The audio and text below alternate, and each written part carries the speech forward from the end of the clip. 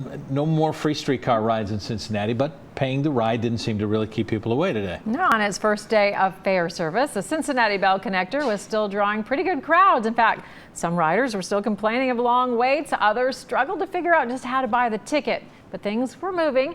Local 12's Joe Webb joins us live from the streetcar line with a look at the first few days of operation. Joe.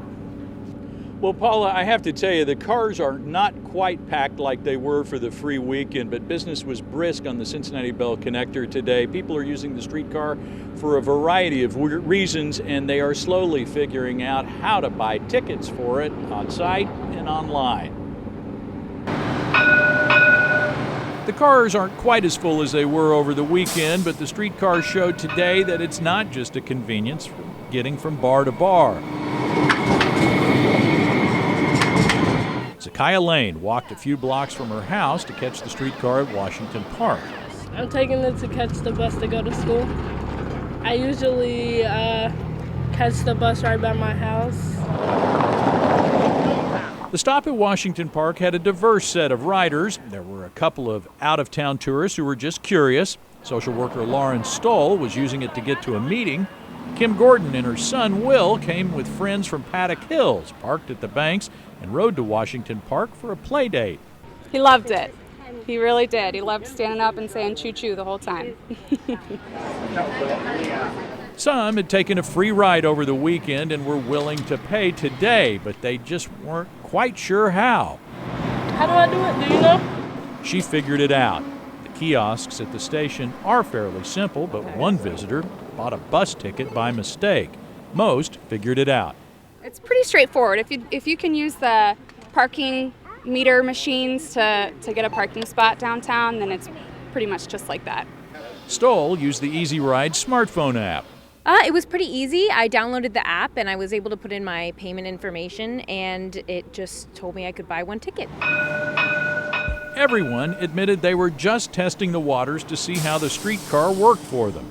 For Lane, the nearly half-hour wait meant she was cutting it close to class time at NKU.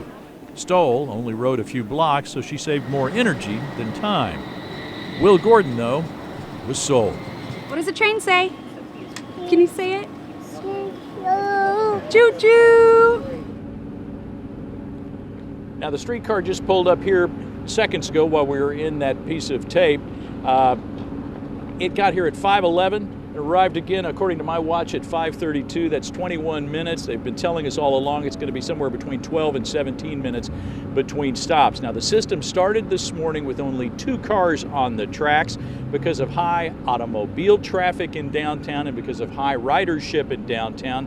There were delays like the one we saw for the young woman who was trying to get to class at NKU. About 11 o'clock this morning, they added a 3rd car to the loop. That speeded things up. Obviously, Paula still working out some bugs on the streetcar. Reporting live in Over the Rhine near Washington Park. I'm Joe Webb, Local 12 News. Paula? Okay, so Joe, at each one of the stops, that's where you find the ticket kiosk. There is a ticket kiosk at all of the 18 stops. You can also download that Easy Ride app on a smartphone. That's by far the easiest way to do it. You can buy tickets on your phone, and if the fare master asks you if you've got, fare inspector asks you if you've got a ticket, all you have to do is show it to them on their telephone. Yeah. Otherwise, you've got to show your ticket, and You have one there?